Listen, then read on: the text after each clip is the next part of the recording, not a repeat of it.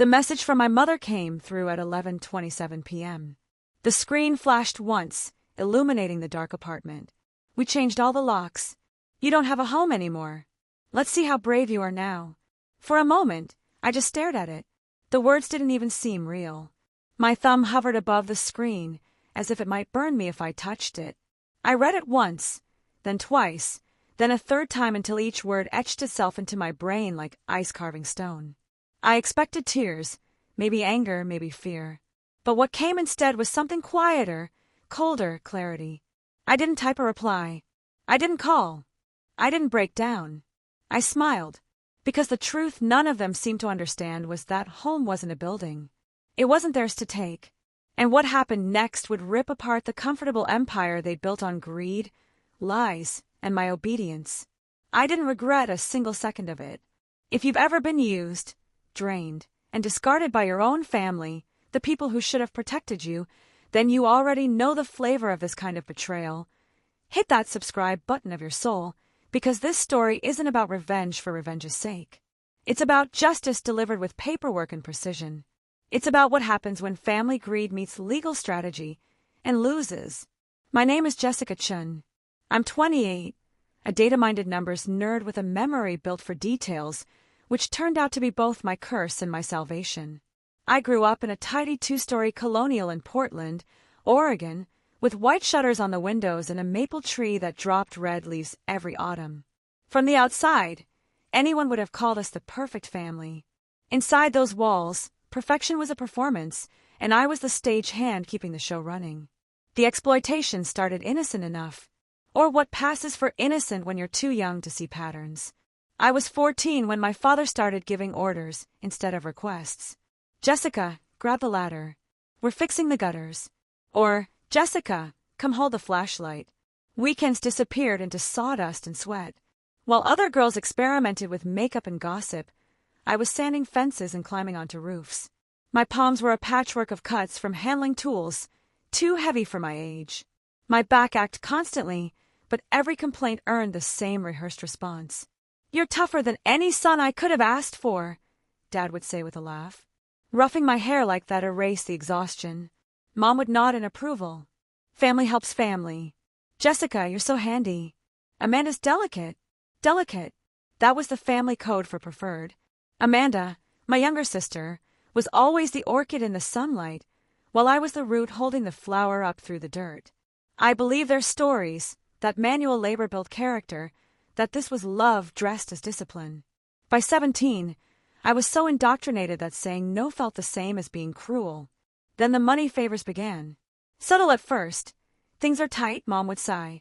"Could you help with the electric bill?"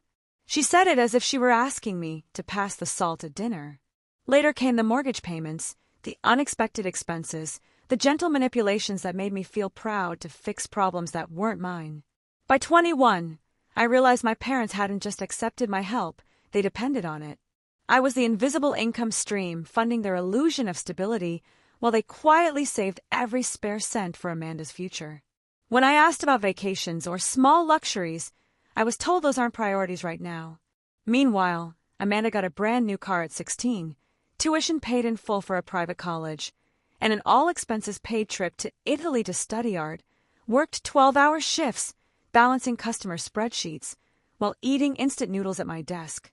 But love has a way of disguising itself as logic when you've been trained to accept crumbs. I told myself it was fair because I was the strong one, the responsible one. Being the dependable daughter made me feel important. Then about a year ago, that illusion cracked. I noticed small things first. Whispers that stopped when I entered the room. Family future planning chats, where my name never came up. My gut told me something was off, but I couldn't prove it until that night in March. I came home late from my accounting job, shoulders heavy from tax season fatigue, when I heard voices in the kitchen. I almost breezed past until I caught my name. So I froze and listened. "The deed is in our names only," Mom said softly. "Jessica doesn't realize all her help was voluntary. She won't get anything when we sell." Dad chuckled, a deep, nasty sound that didn't belong in the man I'd once trusted. "She's never asked for paperwork." Classic Jessica. All heart, no business sense. Then came Amanda's voice, hesitant but curious. But won't she expect something? Mom snorted. Expect what? She gave gifts. Gifts don't buy ownership. I gripped the wall until my knuckles went white. They were planning to sell the house. The one I painted, maintained, financed, and cut me out entirely.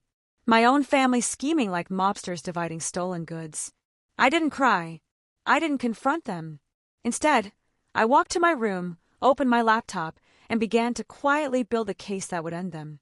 For the next 6 months, I lived 2 lives. By day, mild-mannered accountant. By night, document hunter. Every receipt, every email, every digital transfer, they all became puzzle pieces in a legal blueprint. Dad's arrogance was my secret ally. He never kept clean books. He'd send me quick transfers from my account to his with vague notes like help or temporary. I cataloged everything. $47,000 in mortgage contributions, $23,000 in renovation supplies, $15,000 more in utilities I'd covered when they claimed financial strain. $85,000, all neatly traced back to me. Add to that 13 years of unpaid labor, painting siding, replacing shingles, fixing drainage systems that any contractor would have charged tens of thousands for. I built spreadsheets so detailed, even the IRS would have applauded. Once my evidence mountain was complete, I met quietly with 3 separate attorneys to confirm what my instincts already knew. Legally, I had a claim, a strong one. My name might not have been on the deed, but equity isn't always written in ink. It's written in proof, blood, sweat, and bank records. So I waited. When the message arrived that night in September, we changed all the locks. You don't have a home anymore. Let's see how brave you are now. It didn't break me. It completed the picture. That smug haha at the end was the final nail in their narrative of cruelty. It proved intent. It made their motives crystal clear. They thought they were shutting me out. What they'd actually done was hand me the last puzzle piece I needed to burn their little empire to ash. And this time, legally, I slept better that night than I had in months. At 7 sharp the next morning, I walked into work with a coffee in one hand and the phone in the other. My attorney answered on the second ring. Jessica, good morning. I smiled, eyes on the sunrise, slicing through the office blinds. File the petition, I said, my voice steady, despite the adrenaline roaring through my veins. He didn't need clarification. We'd been preparing for this moment for months. 2 days later, my parents' attorney called my phone in what I can only describe as a panic. Miss Chen, we have a serious problem here. We need to discuss this immediately. Of course, they had a problem. Their iron cage of control had cracks, and I just widened them into a complete fracture. But I didn't call back right away. I wanted them to sweat. I wanted them to realize that the daughter they'd been using and dismissing for years had grown into a woman who understood exactly how power worked. The confrontation came the following week in a sterile mediation conference room downtown. Fluorescent lights hummed overhead, casting everything in harsh, unforgiving clarity. A long table dominated the space with my legal team on one side and theirs on the other. They walked in first, my father red-faced and blustering, my mother trying to maintain her usual air of superiority, and Amanda looking confused and slightly terrified. For the first time in months, I was in the same room with all 3 of them, and I felt nothing. No anger, no sadness, no residual love, just cold professional focus. I didn't make eye contact with any of them. Instead, I placed a thick manila folder on the slid toward the center. What's this? My father demanded, his voice carrying that familiar tone of dismissive authority. My attorney opened the folder with deliberate precision. Documentation of my client's financial contributions to the property in question, as well as evidence of labor and materials provided over a 14-year period. Inside were copies of every bank statement, every receipt, every financial record I'd meticulously gathered. Bank transfers totaling $47,000 toward mortgage payments. Receipts for $23,000 in home improvements and repairs, utility payments during their supposed financial emergencies, contractor invoices for work I'd funded when they claimed they couldn't afford necessary repairs. But the most damning evidence was a series of text messages and emails where they'd explicitly requested my financial help, promising it was temporary, and that they'd make it up to him once their situation improved. My father flipped through the pages, his confident smirk collapsing with each turn. My mother tried to interrupt several times, but her voice kept catching in her throat as the scope of the documentation became clear. Amanda just sat there, her eyes darting between the papers and her parents' faces, finally realizing she wasn't the beloved daughter in a happy family. She was a beneficiary in a calculated scheme to exploit her sister. "This is ridiculous," my father finally sputtered. "Those were gifts, family helping family. Jessica never asked for any kind of formal arrangement." My attorney's response was calm and precise.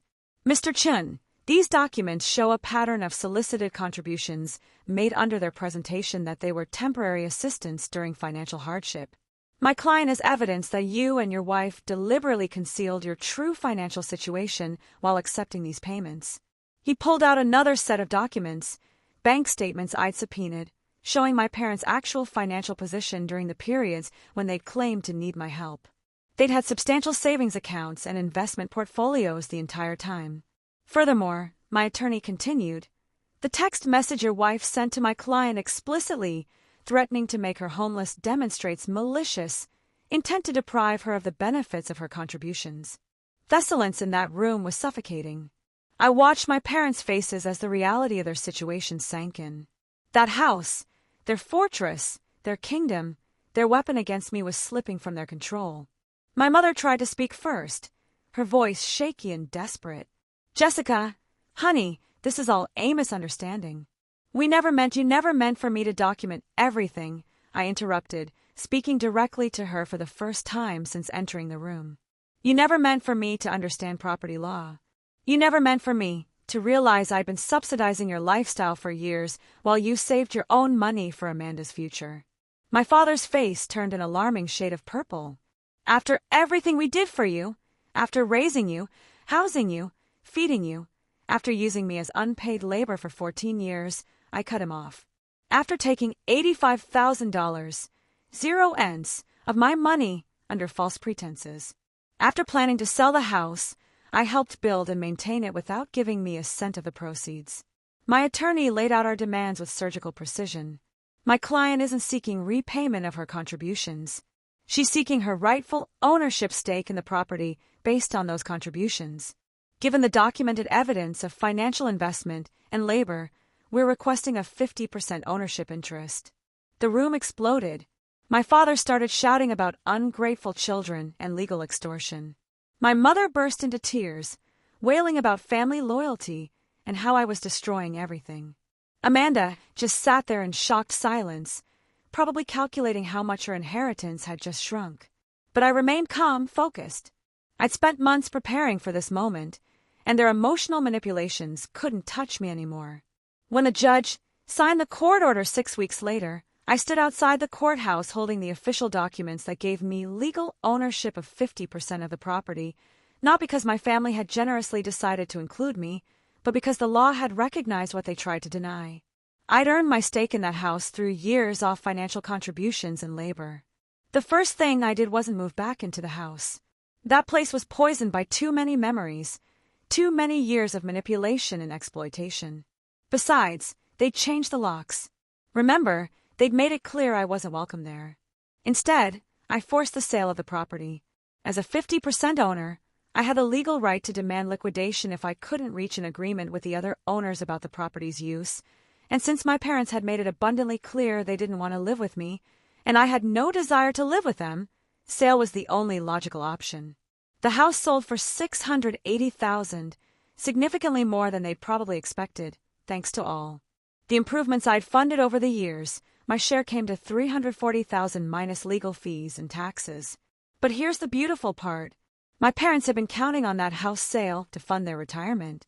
They'd planned to pocket the entire $680,000, use some of it to buy a smaller place, and invest the rest for their golden years. Instead, they walked away with $340,000 before their own legal fees and taxes, barely enough to buy a modest condo in a less desirable neighborhood. Their dreams of a comfortable, wealthy retirement evaporated overnight. With my share of the proceeds, I bought a beautiful townhouse in a quiet neighborhood across town. It's smaller than the family house, but it's completely mine. Every mortgage payment, every utility bill, every improvement is my choice and my responsibility. They still try to contact me sometimes.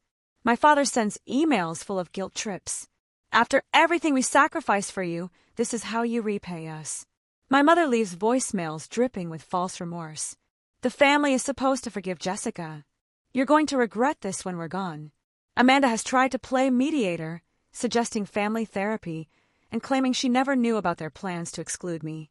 But she was sitting at that kitchen table discussing how to cut me out of the proceeds. She knew exactly what was happening. I don't respond to any of them. I've blocked their numbers, filtered their emails, and moved on with my life. Because the truth is, when they changed those locks and sent me that cruel message, they thought they were taking my security and my future. What they actually did was hand me the evidence I needed to claim what was rightfully mine. They wanted to make me homeless. Instead, they lost their own home and their retirement security. And now, when I sit in my living room sipping coffee in the peaceful silence of my own space, I smile. I smile because the locks they changed don't matter. I have my own locks now. I smile because the house they tried to keep is sold and half the money is mine. And smile because that message meant to break me became the final proof of their betrayal. Sometimes the people who hurt you most are the ones who think they know you best. They assume you'll always be the person they've conditioned you to be. Compliant, giving, easy to manipulate.